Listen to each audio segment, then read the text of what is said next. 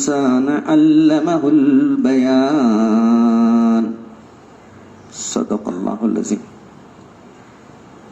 رحمان نے قرآن سکھایا، انسان کو پیدا کیا، پھر اس کو بولنا سکھایا.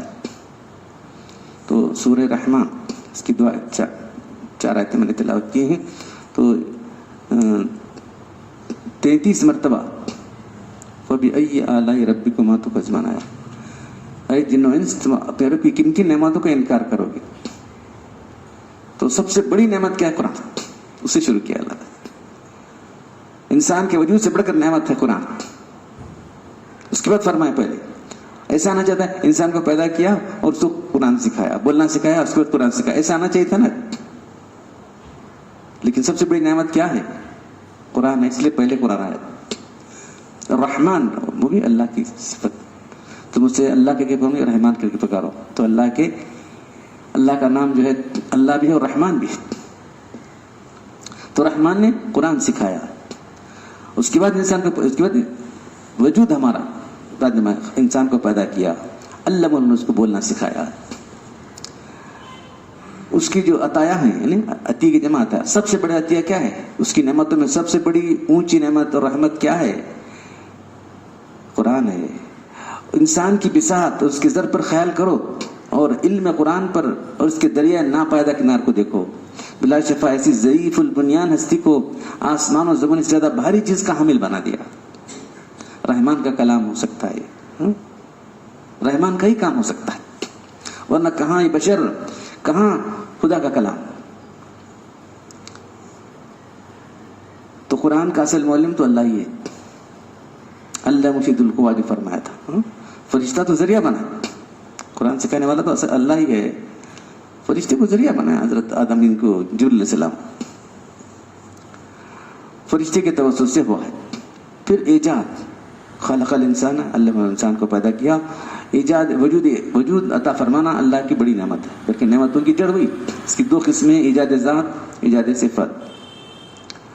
تو اللہ تعالیٰ نے انسان کی ذات کو پیدا کیا، اس میں علم بیان کی صفت بھی رکھی، یعنی قدرت دی کہ اپنے معافی ضمیر کو نہایت صفائی سے، خوبی سے ادا کر سکے اور دوسروں کی بات سمجھ سکے. اسی صفت کے ذریعے سے وہ قرآن سکھاتا ہے. خیر و شر، ہدایت، ضلالت، ایمان اور کفر، دنیا آخرت کی باتوں کو واضح طور پر سمجھاتا ہے.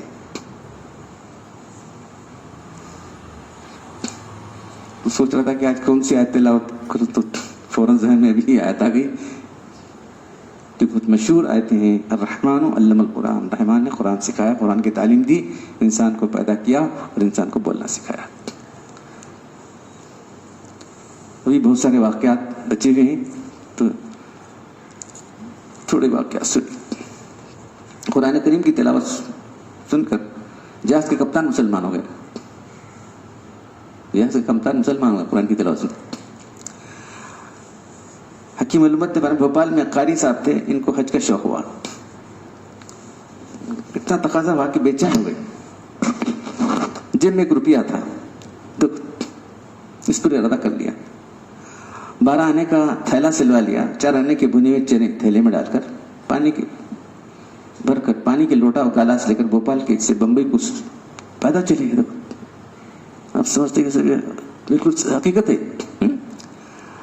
راستے میں کسی نے دعوت دی تو قبول کر لی، وہ چنے کھا کر پانی پی لیا، بمبئی پہنچ گئے.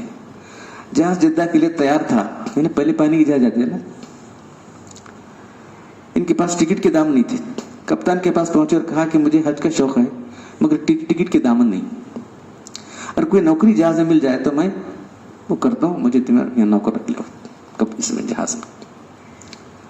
کپتان کا نوکری تو ہے مگر وہ آپ کے لائق نہیں. دیکھا ہے نا، عالم سر کے آدمی ایسے مضبوط آدمی دکھتے نہیں، کمزور آدمی ہیں، کیا کریں گے انہوں نے. کپتان نوکری تو ہے مگر آپ کے لائق نہیں، آپ تو مقدس آدمی ہیں، نوکری گندی ہے. پر میں اس کی پرواہ نہیں، جیسی بھی نوکری ہو منظور ہے. اس نے کہا کہ کام مشقت کا ہے، پھر کہا بھی وہ آپ سے نہیں ہو سکے گا. میں نے کہا کہ کیسی مشقت ہو میں کر لوں گا. وہاں کا شوق کیسا ہے؟ کہا اچھا لو یہ بری اٹھاؤ.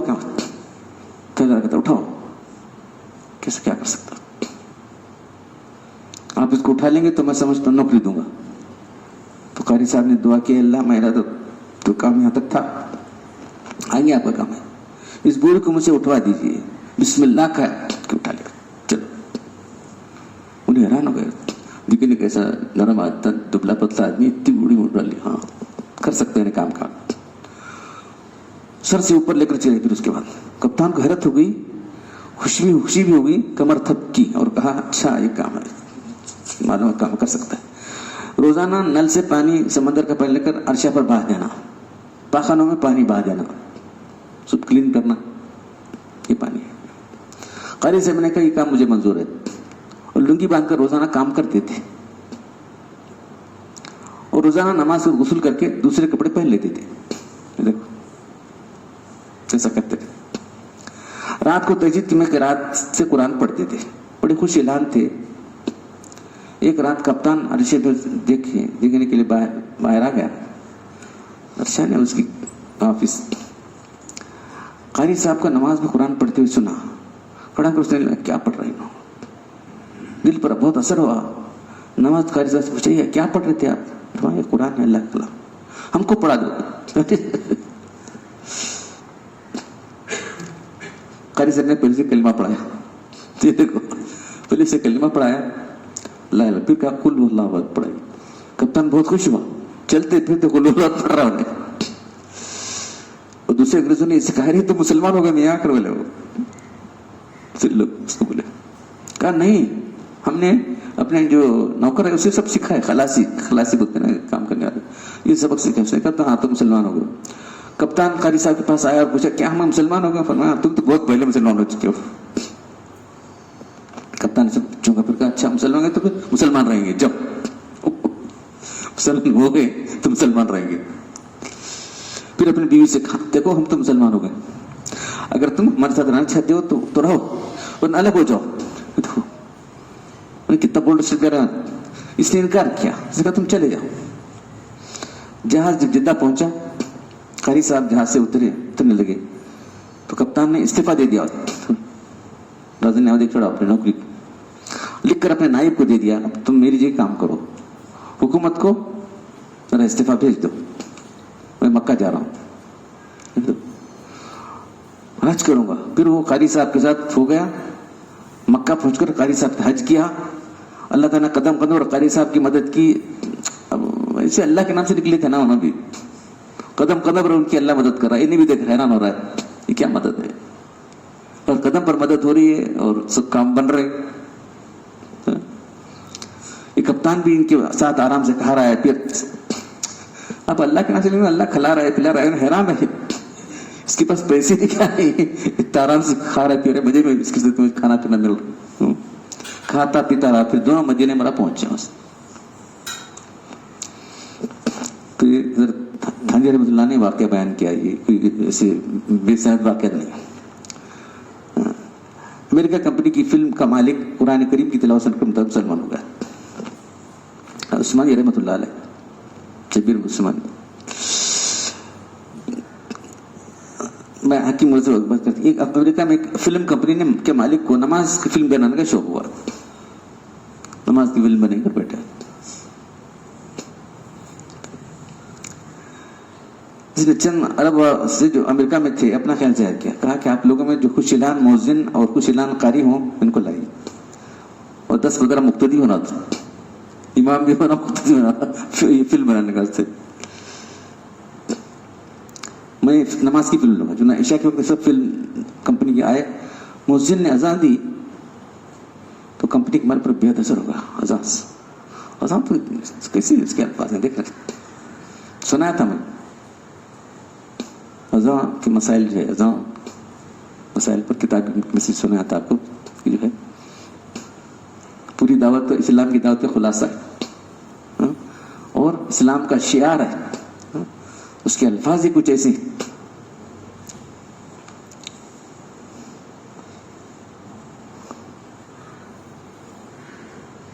तो कंपनी के मालिक पर इसका बेहद असर हुआ। नमाज शुरू हुई, न क्या करे, अज़ां दिया, नमाज शुरू कर लिया, किरात सुनकर ज़र होने लगा।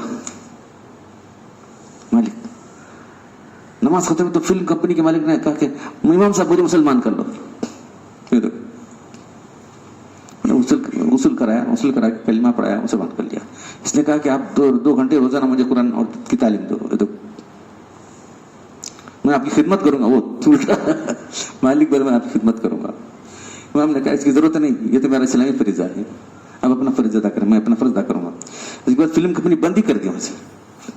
اپنے گھر میں گوشہ نشین ہو گیا.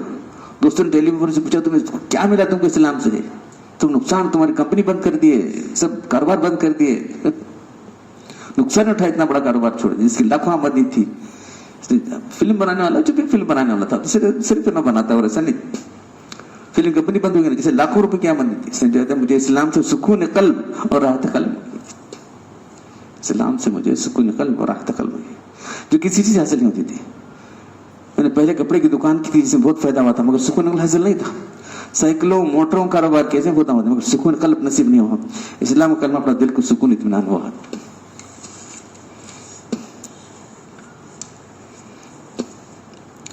اب ٹھنڈک ہو گئی, مجھے کسی کاروبار کی ضرورت نہیں, میرے پاس اتنی دولت ہے کہ میری اولاد 7 بچوں تک آرام سے کھا سکتی ہے. یہ دیکھو, اب جو دولت میرے اسلام مجھے حاصل ہے میں اس میں ترقی کرنا چاہتا ہوں. تقی علت نے واقعہ بیان کر فرمایا واللہ کفار کے قلوب کو سکون اطمینان نصیب نہیں, کو ظاہر ان کے ساتھ سامان راحت بہت ہیں, راحت الگ ہے, سامان راحت الگ ہے.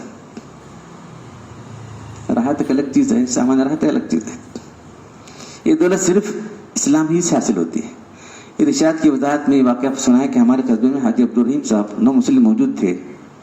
وہ کہتے تھے کہ جب ہم نے 17-18 سال کی عمر میں اسلام قبول کیا تو ہندو تو چھپ چھپ کر نماز پڑھتے تھے.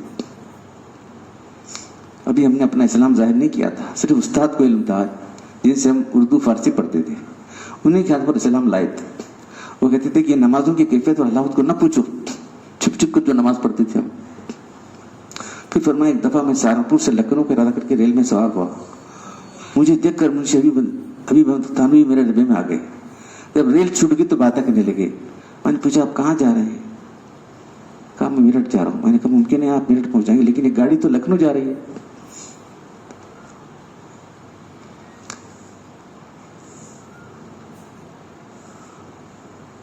میں نے پوچھا آپ کہاں جا رہے ہیں؟ کہا میرٹھ جا رہا ہوں. میں نے کہا ممکن ہے آپ میرٹھ پہنچائیں گے لیکن یہ گاڑی تو لکھنؤ جا رہی ہے, میرا ٹکٹ لکھنؤ کا ہے. یہ سن کر وہ بڑے پریشان ہوئے. میں نے کہا آپ پریشان بیکار ہے, یہ گاڑی روڑکی سے پہلے نہیں رکے گی, اطمینان سے باتیں کرو, جب گاڑی اتر جانا دوسری ٹرین سے میٹر چل جانا. ان کی پریشانی کم نہیں, پریشانی بڑھتی جا رہی تھی. اس وقت میں نے سوچا کہ میرا اطمینان اور سکون اور ان کی پریشانی اس وجہ تھی کہ میں سیدھے راستے پہ جا رہا تھا, انہوں غلط دائرے میں بیٹھے. اس لیے جو صراط مستقیم اختیار کیا ہے وہ اطمینان سے رہتا ہے, جو صراط مستقیم نہیں اختیار کیا ہے پریشانی رہے گی, وہ غلط راستے پہ تھے. تو مسلمانوں کے دل کو سکون اطمینان اس لیے ہوتا ہے کہ وہ سیدھے راستے پر چل رہا ہے. میں سیدھے راستے پر ہوں, کبھی نہ کبھی منزل پر پہنچ ہی جاؤں گا, منزل ہے جنت پہنچ جاؤں گا. کافر کو سیدھے راستے پر یقین ہی نہیں ہے, اس لیے اس کو اطمینان اور سکون نہیں ہوتا, کو ظاہر میں کیسے ہی سامان ہو. سورہ علم نشر کی برکت سے شفا حاصل ہونے پر قبول اسلام. حضرت مولانا ظفر احمد عثمانی لکھتے ہیں ایک واقعہ مجھے 9 مسلم کا اس وقت بیان کیا ہے جب میں موضع گڑی ضلع مظفر نگر میں مدرسے ارشاد العلوم کا مدرس اول تھا. اس موضع کے رئیس سرکار کی طرف سے مجسٹریٹ تھے, سرکار کی طرف سے مجسٹریٹ تھے. ان کے یہاں دیہات کے مقدمات آیا کرتے تھے.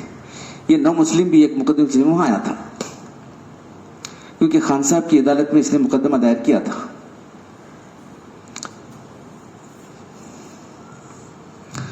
میرے پاس سفارش کے لیے آیا, خان صاحب سے سفارش کرا دو. میں نے کہا میں کراؤں, سفارش کراؤں. اس کو کسی نے کہہ دیا تھا کہ خان صاحب میری بات رد نہیں کرتے. میں نے اسے کیا تم اسلام قبول کیا تم نے؟ اس نے کہا کہ میری بیوی نے مسلمان ہے. اس کی تفصیل ہے کہ شادی کے بعد مجھے بخار ہو گیا. اب وہ بولنے لگا, تم جو بول رہے میرے پاس آپ بول رہے ہیں کہ تم مسلمان ہیں کیا؟ تو نہیں, میری بیوی مسلمان ہے. اس کی تفصیل شادی بعد مجھے بخار ہو گیا. بخار نے اتنا طول پکڑا کہ مجھے دق ہو گئی. میرا بڑا بھائی ڈاکٹر تھا, اچھا ڈاکٹر, بڑی محنت اور مشقت سے میرا علاج کرتا رہا. میری حالت بگڑتی گئی, یہاں تک کہ ایک دن اس نے میرے منہ پر کہہ دیا کہ علاج بیکار ہے. کہہ دیا بھائی بول رہا ہوں, یہ دیکھو بھائی خود بول رہے کہ اب کیا علاج بیکار ہے, اس کا ختم ہو گیا. अच्छा डॉक्टर वो भी, अब इलाज बेकार है, तुम्हारे हाथ खतरे पहुंच गई है, जो चाहो खाओ पियो, पर ऐसी कोई जरूरत नहीं। वो देकर चला गया। मेरी बीवी पास आई, पूछा क्या हाल है। मैंने रो कर हाल बयान किया कि भाई साहब तो ऐसा करके चले गए, मेरे बचने की उम्मीद नहीं है, अब दवा पर ऐसी भी जरूरत नहीं करके बोल रहा है। मैंने कहा अच्छा मैं तुमको अच्छा कर दूंगी, तो जो मैं कहूँ करना, इस पर अमल करो। मैंने कहा आपा जान से पहले कहा, मैंने कहा जान से पहले से कोई चीज़ नहीं, अच्छा तू जो कहे मैं करूँगी। उसने कहा तुम बेफिक्र रहो, मैं तुमको अच्छा कर दूंगी। देखो बीवी कह रही। इसने मेरे पलंग के पास कुर्सी डाली, कुछ पढ़ना और दम करना शुरू किया। पानी पर भी दम करके मुझको पिलाती। इस लड़की का बाप आर्य था, आर्य समाधि था। इसने वेद भी पढ़ा था उस लड़की ने, और कुछ अंग्रेजी भी पढ़ी थी उसने। शायद क्या पढ़ रही, मंत्र पढ़ रही, क्या कर रही है। एक हफ्ते के बाद मैं इस काबिल हुआ कि बिला तकल्लुफ में चलने लगा, चलने फिरने लगा। हालांकि अब तक मैं करोड़ भी नहीं ले सकता था। दूसरे हफ्ता घर से बाहर निकलने लगा, तीसरे हफ्ता दुकान पे जाने लगा, चौथे हफ्ता बिल्कुल तंदुरुस्त हो गया, रंग रूप बदल में इंसान तंदुरुस्त जैसे हो गया। खाना पीने से मामूल होगा। एक महीना गुजर गया, बीवी ने अपना वादा याद दिलाया। मैंने कहा था याद है, जब जो कहेगी वो करूंगा। मैंने कहा मुसलमान हो। बीवी ने कहा मैं मुसलमान हूँ, तुम्हें मुसलमान हो जाओ। मैंने कहा तुम मुसलमान कैसे होगी, तेरे बाप तो आर्य है। क्या मुसलमान होगा। और मुसलमान का दुश्मन है। हमारे पड़ोस में एक मुल्ला जी थे जो मस्जिद के इमाम थे और बच्चों को कुरानी और दीनी तालीम पढ़ाते थे। घर में मुल्ला नहीं बच्चों को पढ़ाती थी। पड़ोसियों से मैं अक्सर इनके यहाँ जाती थी और मजहबी बहस करती थी। एक दिन मुल्ला जी ने कहा बेटी तुम वेद तो पढ़ा है। मैंने कहा हाँ खूब पढ़ा है। मैंने कहा मेरी राय कि तुम से कुरान का तर्जुमा पढ़ लो, कुरान पूरा कर लो, फिर बहस करना। मैं तर्जुमा पढ़ना शुरू किया। मुल्ला ने पहले वजू कराती थी, फिर तर्जुमा पढ़ाते थे। एक पैर पढ़कर मैंने कहा कि मजा यूँ नहीं आएगा, मुझे असल कुरान पढ़ाओ। तर्जुमा पढ़ने से क्या होगा, मुझे असल कुरान पढ़ाओ।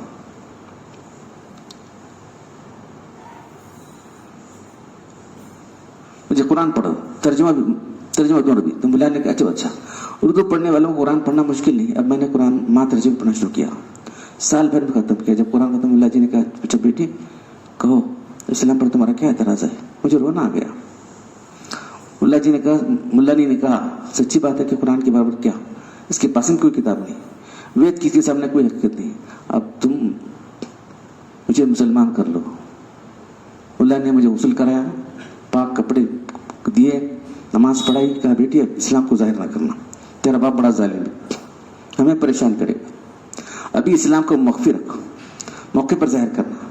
जब खतरा नहीं रहेगा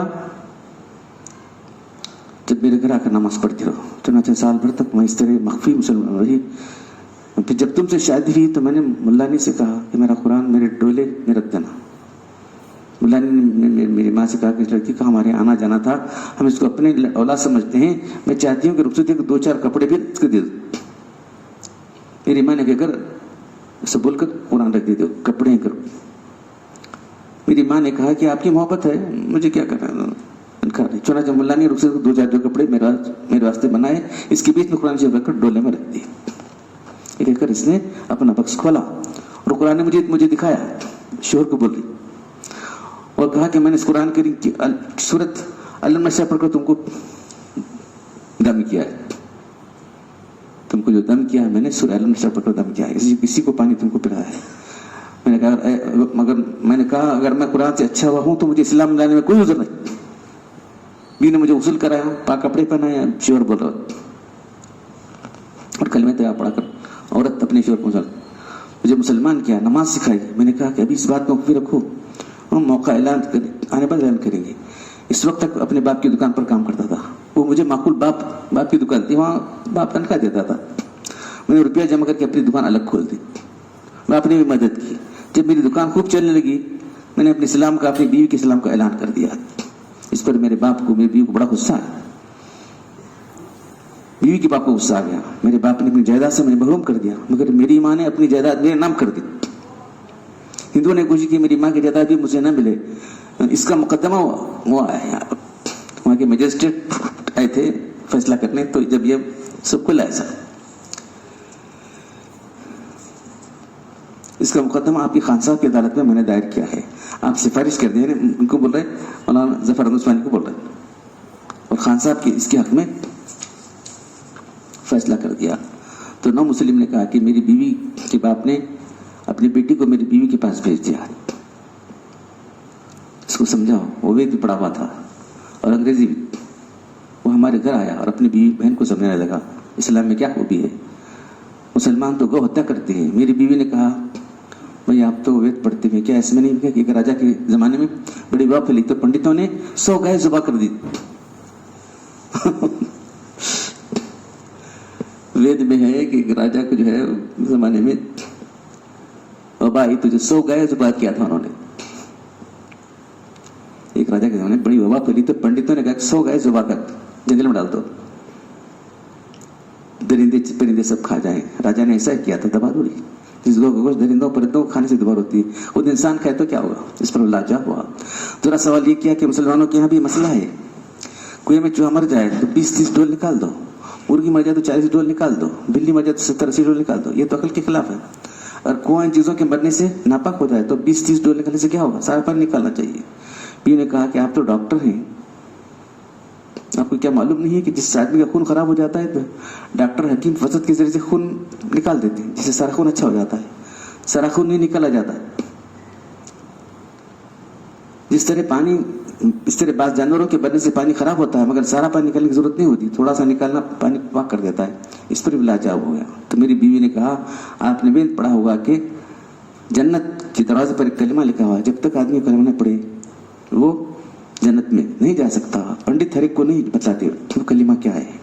میرے استاد نے مجھے بتلایا وہ کلمہ جس کو ان کہنی کہتے ہیں, وہی ان کہنی جو اس کو ان کہنی کہتے. جب کسی کی ہندو کی جان کنی ہندو کی جان کئی دن تک نہیں نکلتی سے کہتے ہیں ان کہنی کہہ دو. جب تو لا الہ محمد پڑھتا ہے آسانی جان نکل جاتی. اس پر میری بیوی کا بھائی خاموش ہو کر چلا گیا اور باپ سے کہتے کہ اس کے ہندو بننے کی کوئی امید نہیں, خوب سوچ سمجھ کر مسلمان بھی. اس پر مجھے مولانا محمد قاسم صاحب نانوتوی کی بات یاد آ گئی. حضرت حکیم سے کہ مولانا کے پڑوس میں ایک بنیا رہا کرتا تھا. ان کی دکان سے مولانا یہاں سودا خریدتے تھے. اس کا انتقال ہوا تو مولانا نے اسے خواب میں دیکھا جنت میں گشت کر رہا. میں چلا لالا جی تم یہاں جنت میں کیسے آ گئے, تم تو ہندو تھے, ساری عمر بت پوجا کرتے تھے, سودا بٹا سود بٹا لیا کرتے ہیں, جنت تو مسلمانوں کے لیے. کہا مولوی جی آپ کی صحبت میں رکھ کر اسلام سے موت ہو گئی. جب میں نے لگا تو میں نے وہ ان کہنی کہہ لی تھی, جو ہمارا کلمہ اس کو ان کہنی میں نے کہہ لی تھی, جان بھی نکل گئی. اب تک فرشتے میرے سامنے نہیں آتے. میں نے دل سے کلمہ پڑھ لیا, وہ قبول ہو گیا اور میں جنت پہنچ گیا.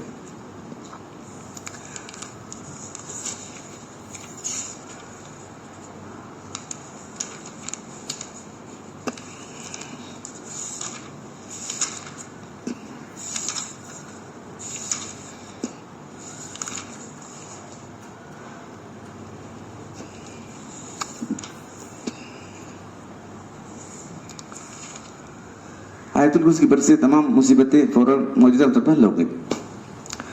خادم حسین امین صگر تحصیل تلہ گنگ اپنا واقعہ بن گیا. میں ایک متوسط گھرانے سے تعلق رکھتا تھا, لیکن جب میں میٹرک میں تھا تو والد صاحب ایک خانہ جنگی میں شدید زخمی ہو گئے. اسپتال میں کافی عرصے رہنے کے بعد واپس آئے تو پھر مقدمے میں اس طرح الجھ گئے کہ میری میٹرک پاس کرنے تک وہ گھر کا تقریباً قیمتی اثاثہ بیچ چکے تھے. میٹرک میں اچھے نمبر سے پاس کیا, خواہش تھی کہ تعلیم کو جاری رکھوں آگے, لیکن والد صاحب کی حالت بالکل ناگفتہ تھی. ان کے پاس کالج کے داخلے کی رقم تک نہ تھی. آخر رد وقت کے بعد انہوں نے مجھے ایبٹ آباد میں ایک دیرین دوست کے پاس بھیج دیا کہ مجھے کالج میں داخل کریں. بعد میں میرے اخراجات کا بندوبست کر لیا جائے گا. ایبٹ آباد پاکستان کے گاؤں سے دوسرا تقسیم نہیں ہوتا نا. ایبٹ آباد جن کے پاس والد صاحب نے مجھے بھیجا تھا, انہوں نے بالکل توتا چشمی کی, بالکل نگلیکٹ کیا, توتا چشمی نگلیکٹ کیا. میں انتہائی دل سے بہاولپور والد صاحب کے ایک اور دوست کے پاس چلا گیا, شاید وہ مدد کریں گے. انہوں نے میرے ساتھ بہت اچھا سلوک کیا, لیکن بجائے کالج میں داخل کرنے کے انہوں نے مجھے کمرشل انسٹیٹیوٹ میں داخل ہونے کا مشورہ دیا. میں سب دل تعلیم جاری کرنا چاہ رہا ہوں کہ میں یہاں ڈال رہی دل شکستہ مجبور ہو گیا, اس لیے چار راضی ہو گیا. 1960 کا واقعہ ہے. ہاسٹل میں جگہ مل گئی, ابتدائی اخراجات بہت کم آئے, آئندہ بھی زیادہ اخراجات کی توقع نہ تھی, لیکن دل میں جس آرزوں اور تمناؤں کا طوفان بھرا ہوا تھا ٹوٹ گیا. ابتدائی تربیت کچھ طرح ہوئی کہ میں مذہبی تعلیم سے تقریباً بیگانہ رہا, لیکن چند ایک قرآن کی آیات زبانی یاد کر لی تھی, یاد کرا دی گئی تھی, جو دیہات میں والدین اپنے بچوں کو یاد کرنا ضروری سمجھتے. مجھے نماز اور بعد نماز دعاؤں کے ساتھ والدین آیت الکرسی بھی یاد کرا دی تھی. عموماً فرمایا کرتی تھی, بیٹا جب سونے لگو تو یہ آیت الکرسی ضرور پڑھ لیا کرو. اس پر میرا کبھی مستقل عمل نہیں رہا. ماں تو بولی تھی مگر میرا مستقل عمل نہیں رہا. والدین نے کرا دی تھی عموماً, بیٹا جب سونے لگو تو ضرور پڑھ لیا کرو. میرا عمل مستقل نہ رہا, لیکن آیت الکرسی یاد رہے گی. جب انسان پر مصیبت پڑتی ہے تو اسے خدا یاد آتا ہے اور کچھ مذہبی بن جاتا ہے. مجھے بھی ان ہچکلوں نے مصیبتوں نے اسے جھنجھوڑا کہ نماز کی پابندی کرنے لگا. عشاء کی نماز آیت الکرسی ضرور پڑھتا تھا. وقت جو گزرتا رہا, لیکن ایک موقع ایسا کہ میں رقم نہ ہونے کی سے انتہائی بے چین ہو گیا. رمضان قریب الختم تھا. میں نے گھر خط لکھا کہ میرے پاس پھوٹی کوڑی بھی نہیں ہے, عید قریب ہے, مجھے کچھ نہ کچھ روپیے ضرور روانہ کریں. رقم نہ آنی تھی, نہ آئی. عید الفطر میں ایک دن رہ گیا تھا. ظہر کا وقت تھا. انتہائی بے چینی کے عالم میں الصادق مسجد میں داخل ہوا. نچلے حصے میں اکا دکا آدمی بیٹھی تھی. میں بھی وہیں کونے میں کھڑا ہو کر نماز پڑھنے لگا, لیکن مجھے کچھ ایسی بے چینی اور اضطراب کی کیفیت تھاری تھی, آنسوں کی جڑی لگی. میں مشکل سنتیں پڑھ کر پھر وہیں بیٹھ کر آیت الکرسی پڑھنی شروع کر دی.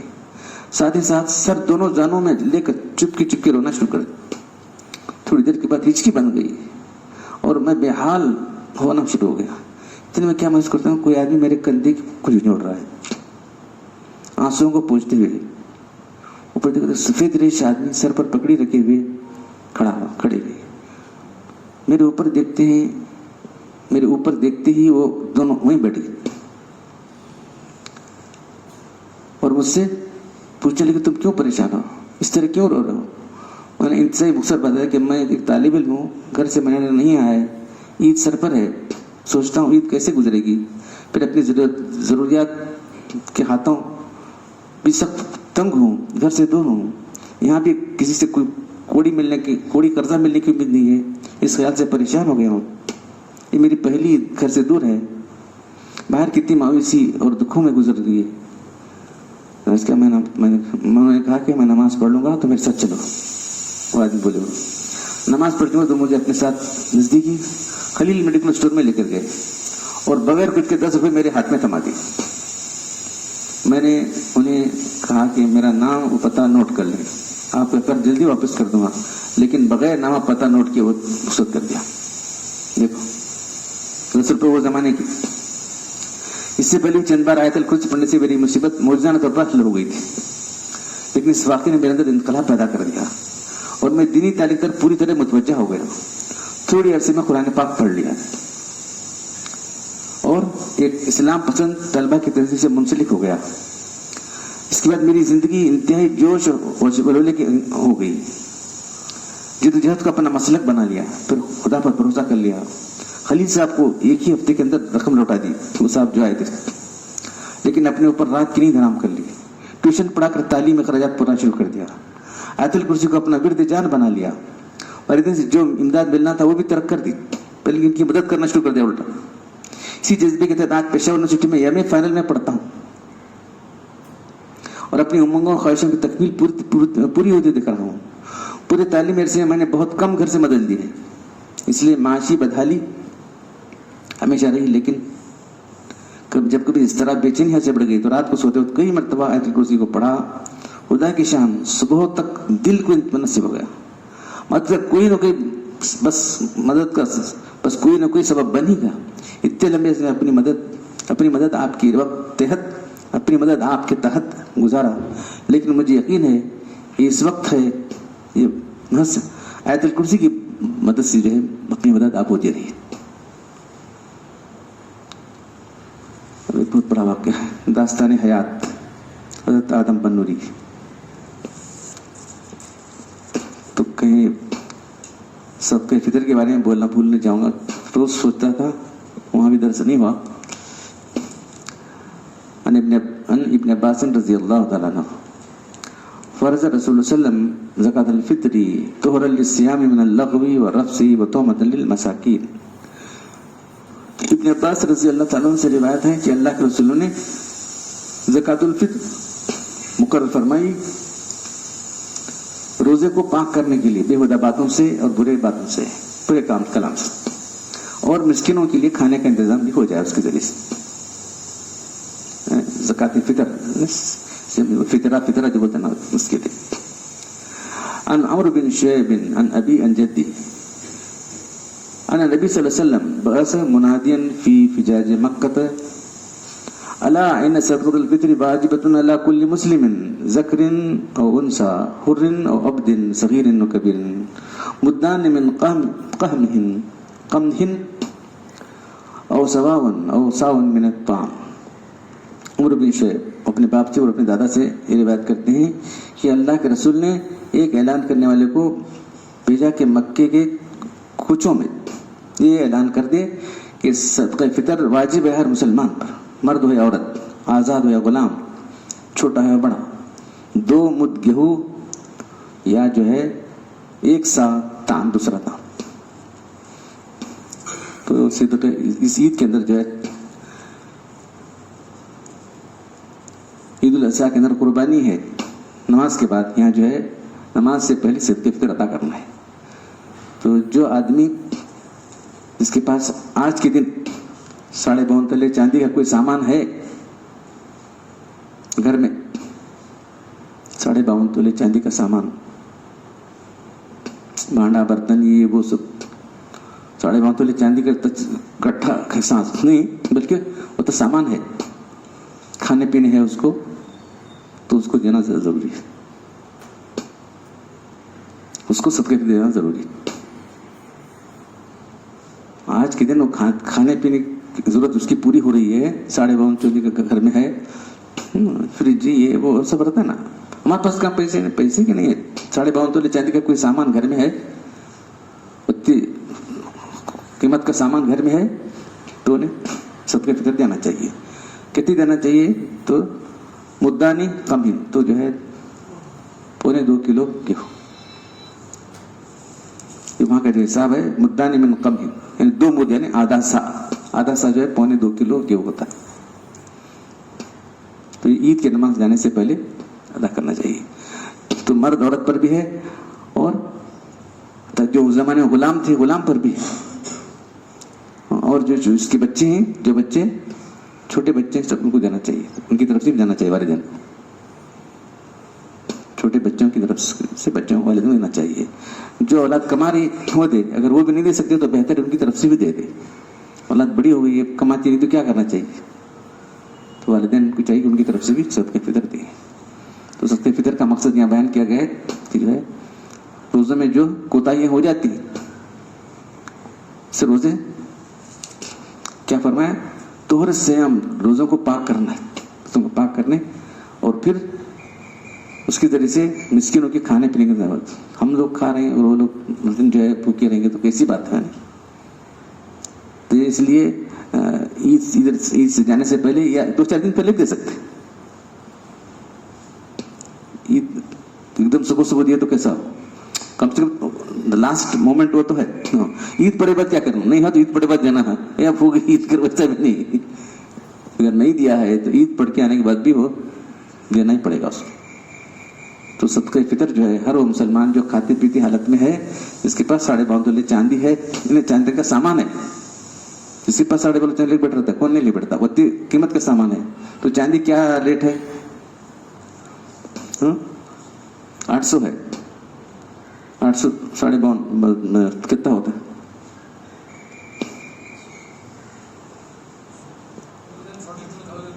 42,000. گھر میں اگر 42,000 کا کوئی سامان ہے تمہارا پورا، دوسرے جو سامان ہے، فرنیچر ہے، بھانڈا برتن، یہ سب ملا کرتا ہے، صدقہ فطر نکالنا چاہیے.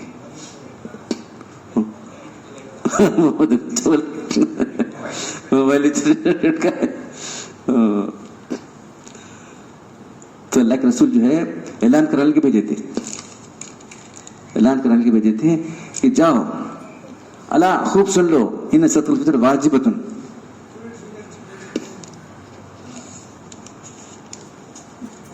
سنو صدقہ فطر جو ہے واجب ہے ہر مسلمان پر. تب یہ جو ہے ائمہ کے مسالک کیا کہیں وہ تو امام شافعی یہاں دوسری جگہ کیا ہے فرض رسول اللہ کے رسول نے فرض ٹھہرایا ہے تو فرض کا لفظ بھی ہے اور واجب کا لفظ ہے تو امام شافعی امام احمد اس کو فرض قرار دیتے ہیں. تب یہاں واجب کا لفظ ہے تو ہمیں امام صاحب سے بولتے ہیں واجب ہے. دوسرے امام جو ہے امام احمد بن حنبل کہتے ہیں امام احمد بن نہیں امام شافعی کے نزدیک اس کا فرض بنا ہے.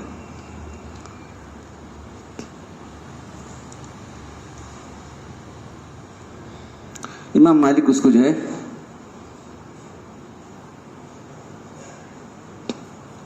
موقدہ سنت موقدہ بولتے ہیں سنت کہتے ہیں موقدہ. تو ہر امام کے پاس الگ الگ ہے. ہمارے امام سب کے پاس واجب ہے. واجب کا درجہ تقریباً فرض کے برابر. تو ہر شخص جو ہے ہاں نکل گا دے دے. کس کو دینا مسکین کو دینا ہے قریب مسکین کو دینا ہے.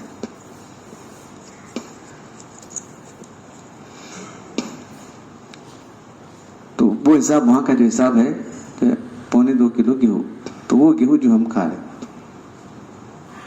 ہمیں کھا رہے تو اعلیٰ کوالٹی کے پھر ایک دم جو ہے جو لو کوالٹی کے ایسا کرنا نہیں کرے.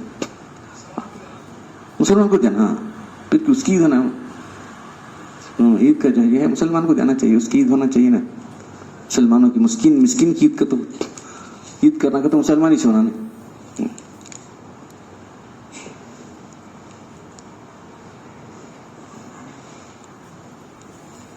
چھوٹے بچوں کی طرف سے دینا چاہیے. اگر بچہ اس دن پیدا ہوا تو اس کو بھی دینا چاہیے. کیسے پیدا ہوتا تو پیدا ہوتے رہتے دیکھیں یہ ہے نا اس دن بچہ پیدا ہوتا ہے اس کی طرف سے بھی دینا ہے.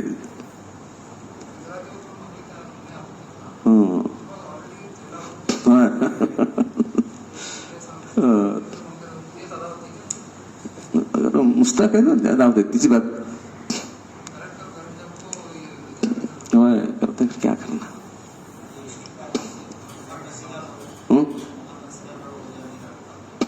ان کا فدیہ ہے جو عمر سے لوگ نہیں رکھ سکتے تو انہیں جو ہے وہ 2.25 کلو گیہوں ایک روزے کے حساب سے کتنا ہوتا ہے. تو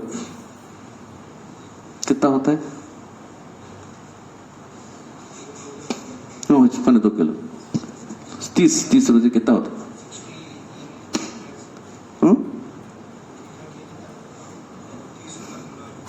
30 کلو 60 انٹو 30 18,000 1800. نہیں وہ گیہوں کون سے تم استعمال کریں اس پر ہے نا اس کے حساب سے. ہاں 30 روپے جو ریشننگ ملتے ہیں کیسا ہو نہیں ریشننگ ملتے ہیں سب وہ نہیں کتنے کا ریشننگ ملتے ہیں گیہوں کیسا ہو کتنے دے دیتے ہو کتنا 2 روپے کوپن کے کتنا فری آف چارج ہو. ارے ایسا ہے مجھے نہیں معلوم وہ بھی قیمت سے دیتے سمجھا میں فری آف چارج.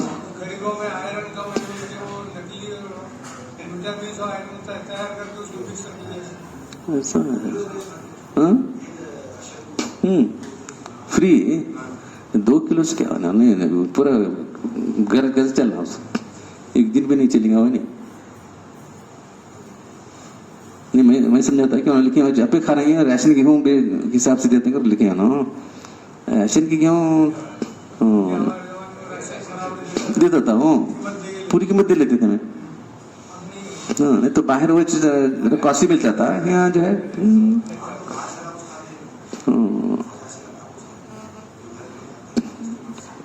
وہ حساب سے جو تمہیں کھا رہے ہیں وہ حساب سے دینا. فطرہ بھی اس حساب سے دینا اور جو ہے یہ فدیہ بھی اس حساب سے دینا جو کھا رہے ہیں سو دونوں. تو وہ پورا یہ ہے پورا کیا ایک سا 3.5 سیر ہوتا 3.5 سیر 3.5 کلو یہ پورے 2 کلو ہوتا نا تو وہ 3.5 کلو ہے. یہ ان کے پاس یہ رہتے تھے نہیں کھجور وہ پورا سا بولتے ہوں سا بولے تو 3.5 کلو. وہ امپورٹنٹ روز کھاتے تھے نا, کھجور کی چلتے تھے, کھجور کھانے کا تو پھر کیا, تو وہ جو ہے 3.5 kg یا اس کی قیمت, ہاں یا اس کی قیمت بھی دے سکتے تو جو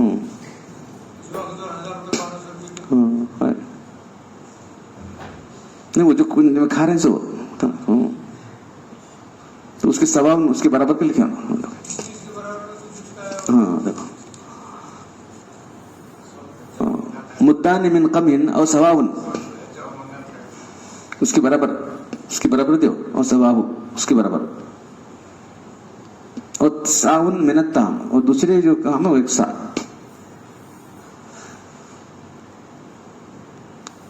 تو 2.25 کلو جو گیہوں ہیں یا اس کی لیول کے برابر کیا ہوتا ہے تمہارا, دیکھ چھوڑا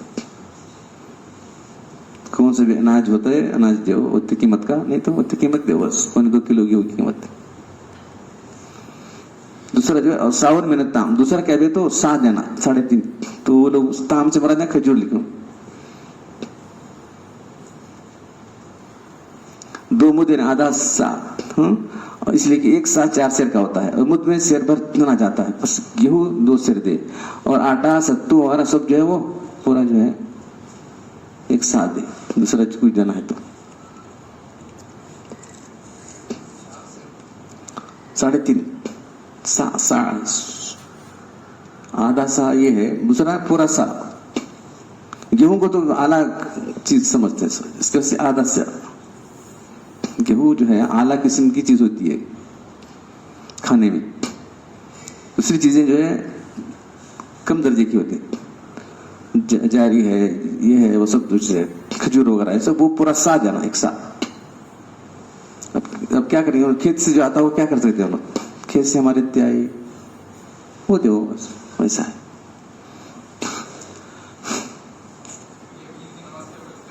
عید کی نماز سے پہلے دینا ہے, فدیہ تو دینا تو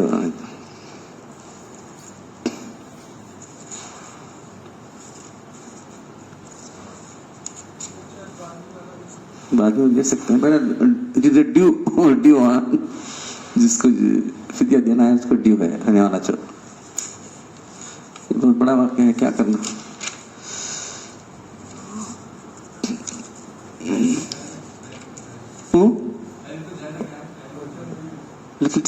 ليلة الجائزہ کا تو ایسا دن کو بولے, ليلة الجائزہ کر کہاں ہے, کون کیا رمضان کی آخر کل بھی نا,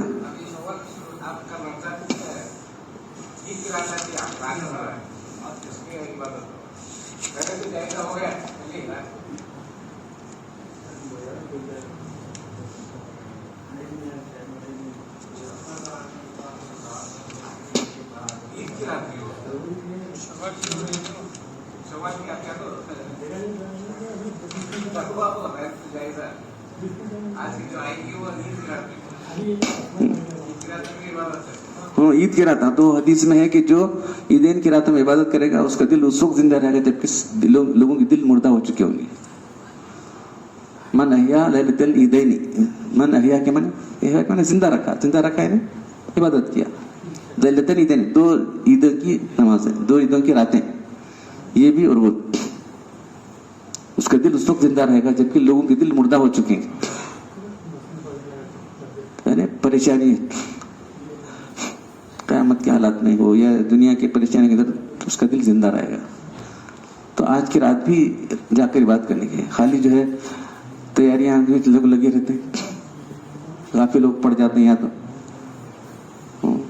تیاری نہیں کرو نا, کیا کرنا ہے,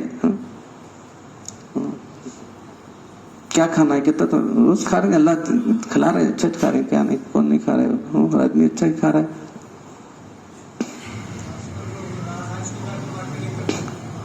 کتنی مارکیٹنگ, ایک دن اول کر لو مارکیٹنگ جو ہے ایک دن اول کر لو.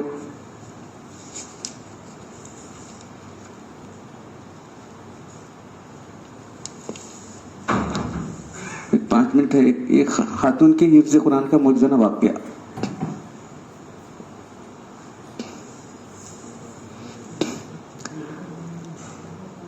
حافظ اسلام اختر بیگم مرزا نصیر الدین قائد آباد کالونی اپنے حفظ قرآن کا واقعہ لکھتی ہیں. میں ضلع جالندھر کی ایک بستی شیخ درویش کے ایک متوسط راجپوت گھرانے میں 1919 میں پیدا ہوئی. میرے والد صوفی اور درویش انسان تھے. 12 سال جنگل میں اپنے پیر غلام جیلانی کے امراض بات میں مشغول رہے. ہمارے اجداد کا خاندان حافظوں کا گھرانہ مشہور تھا.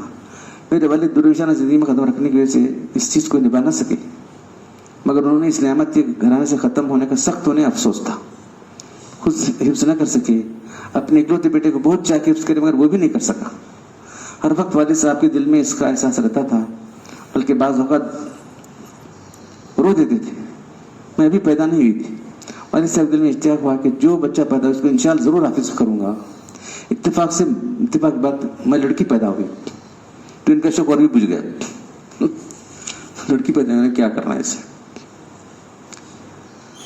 ان کا شوق بجھ گیا، کیونکہ اس وقت تعلیم کا اتنا چرچا نہ تھا اور ہم گمان بھی نہیں سکتے لڑکی بھی حافظ قرآن ہو سکتی ہے. جب میں 11 سال کی ہوئی اور 6ٹھی جماعت میں پڑھتی تھی، میری بڑی بہن اتفاق سے جلسے میں گئی. وہاں حافظ خوشی محمد صاحب نے قرآن مجید کی تلاوت کے راستے وہ اتنی خوشیلانی سے پڑھتے تھے کہ سننے والے رونگٹے کھڑے جاتے تھے. میری بہن نے گھر آ کر والد صاحب ذکر کیا کہ میرے والد انہیں تلاش کر کے گھر لائے وہ قاری صاحب، میری لڑکی کو بھی قرآن سکھا دو. انہیں قبول کر لیا. پھر مجھے قرآن کرانی شروع ہو گئی. میرے ذوق و شوق خوشیلانی دیکھ کر بہت محنت سے پڑھاتے رہے. جب میں پڑھتی والد صاحب بہت خوش ہوتے. میرے والد صاحب کے شوق کو دیکھ کر حافظ صاحب نے مجھے باقاعدہ قرآن شروع کرا دی. جناب زیرت القاری، مفید القاری کتابیں، سراج القاری کتابوں کی باریک باتیں میرے ذہن نشین کرا دی. دن بدن شوق دلچسپی سے پڑھتی تھی. حافظ جی بڑی توجہ پیار محبت سے پڑھاتے تھے. چند ایک سوریں حفظ کرا کر ان میں خاص طور پر کچھ الہانی مصری لہجے میں عربی لہجے کی مشق کرائی. بستی میں ایک نیا چرچا تھا اور آواز بھی خداداد چیز تھی، اس سے اور لذت پیدا ہو جاتی. دور سے لوگ سننے کے لیے آتے تھے. میرے والد خوشی سے مجھے سنانے کی اجازت دیتے تھے. اتفاق کی وجہ شعبان کا مہینہ تھا. حافظ جی پڑھاتے کہتے تھے بیٹی تو نے بہت صورتیں حفظ کر لی اور حساب لگا کتنے پاروں کی حفظ ہو گیا. انہوں نے حساب لگایا تو 7 پارے قریب میں حفظ کر لی تھی. تو ہمت کرو، اس دفعہ رمضان شریف اپنے محلے کی عورتوں کو اکٹھا کر تراویح سنا کرو. میں حوصلہ نہیں کر سکتی تھی لیکن انہوں نے میری ہمت بڑھائی. ہمارے محلے کے تقریباً سبھی شریف لوگ تھے، سیدھے سادے زندگی گزارنے والے تھے. چنانچہ رمضان شریف آیا تو سب محلے کی عورتیں مجھے تراویح کی نماز میں آنے لگی. میرا شوق بڑھا. دن کو جتنا دور کرتی تھی رات کو سناتی تھی. عورتیں بہت خوش ہوتی تھی اور میں بہت دلچسپی لینے لگی. چنانچہ جتنی صورتیں حفظ تھیں وہ تو آسانی سنا دی. عورتیں میرا پیچھا نہیں چھوڑتی تھی. خود بھی دل چاہتا تھا کہ رمضان شریف ایسے پورا ہو. عجیب لذت محسوس ہوتا تھا. حافظہ کھل چکا تھا، طبیعت مائل ہو چکی تھی. سچی بات ہے کہ جو دل کو اس سچے کلام کی طرف راغب کرے اللہ تعالیٰ خود اس کے لیے ایسے وسائل مہیا کر دیتا جو کسی کے وہم و گمان میں نہیں ہوتے. اسی راستے کھلتے گئے. پھر یہ حال تھا کہ دن کو جتنا یاد کرتی تھی رات میں سناتی تھی. اس طرح سارا رمضان نے 20 پارے سنا دی. میں نے سنا دی. میری خوشی کی انتہا نہ رہی. اور گھر والے خاص والد صاحب پھولے نہ سماتے تھے. خود دل میں ایک لگن ولولہ پیدا ہوا. یہ بتانا بھی ضروری ہے، سمجھتے ہیں کہ ان دنوں میں مدرسہ البنات جالندھر میں پڑھ رہی تھی. اس میں دنیاوی تعلیم تھی اور ساتھ ہی دینی تعلیم بھی ضروری تھی. مدرسہ البنات کے بانی مولانا آقا جی صاحب اور ان کی بیوی مجھے دل سے چاہتے تھے. بلکہ جب تک زندہ رہے اپنی بیٹیوں سے بھی کم خیال نہیں کیا. خدا تعالیٰ دونوں کو اللہ میں جگہ دے، آمین. وہ مجھے اسکول ٹائم کی بات پڑھاتے رہے. چنانچہ میں نے قرآن کا ترجمہ پڑھا. حدیث شریف بخاری ان نیک ہستیوں نے اس سے پڑھی. وہ بھی بہت محنت شوق سے پڑھاتے تھے. اگلے سال جب رمضان کا مہینہ تو میں نے تراویح پورا قرآن شروع کر دیا. اب کے سال خدا کی مہربانی سے میں نے پورا قرآن سنا دیا. میں خود حیران تھی کیسے اتنا بڑا کام ہوا. ہنستے کھیلتے خدا کی قدرت سے معجزہ بن گیا. اب کئی لوگ مجھ سے پوچھتے ہیں آپ نے کتنے سال میں قرآن حفظ کر لیا؟ انہیں کیا بتاؤ، میں حفظ کرنا تو ایک معجزہ ہے. الحمدللہ اب تک قرآن سناتی ہوں. یہ سلسلہ چل رہا ہے. تو عورتیں بھی جو ہے عورتوں کی جماعت بنا کے سنا سکتی ہیں.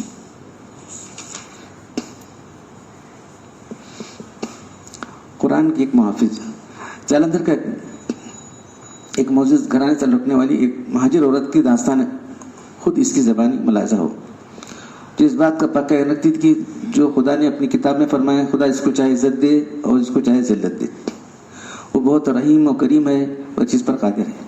بچپن میں ہمیں قرآن مجید کی تعلیم بڑی سختی سے دی جاتی تھی۔ اگر کوئی بچہ کسی بہانے سے مسجد میں قرآن پاک نہ پڑھنے جاتا تو بزرگ اسے سمجھاتے، پھر نئے طریقے سے اس کو سزا دی جاتی تھی تاکہ وہ بڑی خوشی سے قرآن مجید پڑھنے چلا جاتا تھا۔ اس طرح میں ایک دفعہ سر درد کا بہانہ بنا کر نہ تو سزا نہیں ملی بلکہ لیکن سمجھو ایک سمجھ آ گئی، ایک دم سمجھ آ گئی قرآن پاک بڑے بار گزارا نہیں۔ چلتے میں نے آہستہ آہستہ قرآن پاک حفظ کرنا شروع کر دیا۔ اس وقت تک نئے کپڑے نہیں پہنے ہوئے تھے لیکن دھلے ہوئے پہنے ہیں۔ جب تک قرآن پاک حفظ نہیں کر لیا زندگی کے دن گزر رہے تھے، اچانک ملک تقسیم ہو گیا اور ہم پاکستان آ رہے تھے۔ راستوں میں ہندو گنڈوں سکھوں نے ہماری قافلے پر حملہ کر دیا۔ پھر کیا ہوا؟ میرے گھر کے تمام افراد شہید ہو گئے۔ میں بے ہوش ہو گئی۔ ہوش آنے پر میں نے اپنے آپ کو ایک نرم خدا سے پڑا ہو پایا۔ ایک خوبصورت کمرہ تھا جس میں کچھ اریاں فوٹو تھی، بعض تصویروں میں گرنتھ پڑے ہوئے دکھایا گیا۔ مجھے معلوم ہوا کہ سکھوں کا گھر ہے۔ اچانک زور سے دروازہ کھلا اور ایک نوجوان سکھ اور بوڑھی عورت کمرے میں داخل ہوئی۔ آتے ہی اس نوجوان نے عورت سے کہا ہے، ماں یہ تیری بہو ہے، کیا آپ اس کو پسند کرتی ہے؟ وہ نوجوان بولا، میں اسے بیوی بناتا ہوں، یہ میری بہو ہے، تیری بہو ہے۔ وہ ہنس کر بولی، ہاں پسند ہے۔ پھر وہ باہر چلی گئی۔ اب اس نوجوان نے الماری سے شراب کی بوتل نکالی، وہ بے تحاشا پینے لگا۔ اس کے بعد وہ بے ہوش ہو گیا۔ اس کے بعد میری آنکھوں سے نیند غالب ہو گئی۔ میں وہاں سے بھاگنے کی تیاری کرنے لگی۔ تقریباً 2 بجے ہوں گے۔ میں چارپائی سے اتر کر کوئی چیز تلاش کرنے لگی۔ چنانچہ مجھے ایک چمکتی چیز دکھا دی، ایک کرپان تھی، اس چارپائی کے نیچے پڑی ہوئی تھی۔ میں نے جلدی سے چیز اٹھائی، اس کا سر تصویردان کر دیا۔ کتنی مدد معمولی چیخ سنائی دی۔ میں نے بے تحاشا باہر کو بھاگی۔ راستے میں مشکلات نمٹنے کے بعد تقریباً 2 بجے واگا کی سرحد پر ہلالی پرچم دیکھ کر بے ہوش ہو گئی۔ پھر اس کے بعد کیا ہوا؟ میں نے اپنے مسلمان بھائیوں کے درمیان رہنے لگی۔ بھائی صاحب، میرا تو بھائی تو بہت کام آیا۔ جلدی سے اس نے قرآن پاک کا نسخہ اپنی بغل سے نکالا۔ یہ نسخہ اس وقت بھی میرے بغل میں تھا جب میں اپنی عزت کی حفاظت کے لیے پہلا قتل کیا تھا۔ تو کتنی ہمت والی ہمت!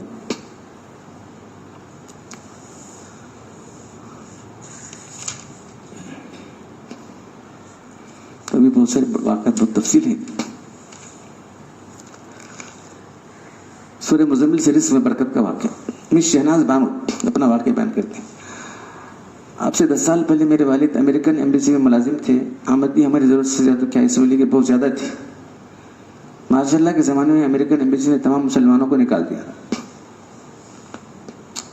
پاکستان میں رشتے۔ میرے والد کی بھی سروس جاتی رہی۔ ہم پر پریشانی کا دور آ گیا کیونکہ والد صاحب اسی معیاری نوکری کی تلاش کر رہے تھے جو انہیں چھوڑی تھی، اس سے وہ کم قبول نہیں کرتی۔ میں نے اپنی پریشانیوں کا ایک صاحبہ سے ذکر کیا۔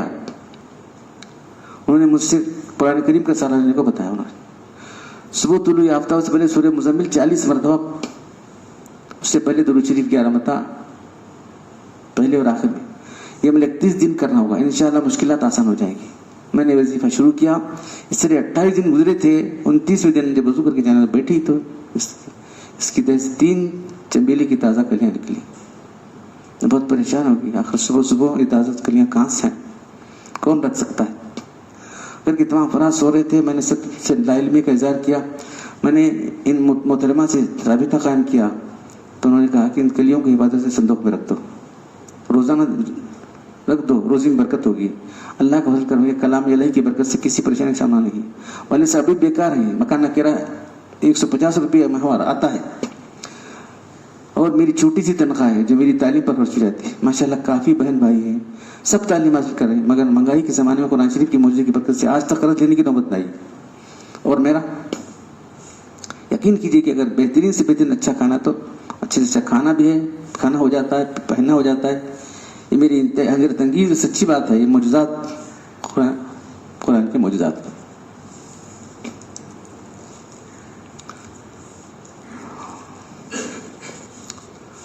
الحمدللہ رب العالمین والصلاة والسلام علی رسول الکریم۔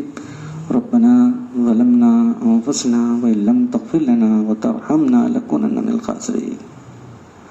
ربنا آتنا فی الدنیا حسنة وفی الآخرة حسنة وقنا عذاب النار۔ ربنا لا تؤاخذنا إن نسينا واخطأنا ربنا ولا تحمل علينا إصرا كما حملت على الذين من قبلنا ربنا ولا تحملنا ما لا طاقة لنا به واعف عنا واغفر لنا وارحمنا أنت مولانا فانصرنا على القوم الكافرين اللهم وفقنا لما تحب وترضى من القول والعمل والفعل والنية والحديث إنك على كل شيء قدير إن الله ملائكته يصلون على النبي يا أيها الذين آمنوا صلوا عليه وسلموا تسليما كما صليت على إبراهيم وعلى آل إبراهيم سبحان ربك رب العزة عما يصفون وسلام على المرسلين والحمد لله رب العالمين. تو انشاءاللہ کل جو ہے عید الفطر کی نماز مسجد طبقہ کے دن ٹھیک 9 بجے ہوگی.